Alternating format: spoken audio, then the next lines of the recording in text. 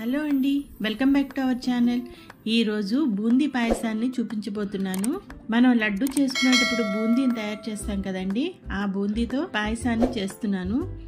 ముందుగా స్టవ్ మీద ఒక మందపాటి గిన్నెని పెట్టుకొని ఒక 1/2 లీటర్ ఫుల్ క్రీమ్ మిల్క్ని వేసుకోవాలండి.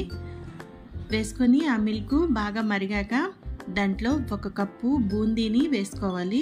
వేసుకొని 1/4 కప్పు షుగర్ని వేసుకోవాలి. బూందీని ప్రిపేర్ చేసేటప్పుడు మనం అందులో సాల్ట్ని వేయం కదండి, అందుకనే ఇందులో 1 పించ్ సాల్ట్, కొంచెం ఇలాచీ పౌడరు వేసుకోవాలి. ఇలా దగ్గర పట్టాక దాంట్లో మనం నేతిలో వేయించుకున్న జీడిపప్పులను వేసుకోవాలి.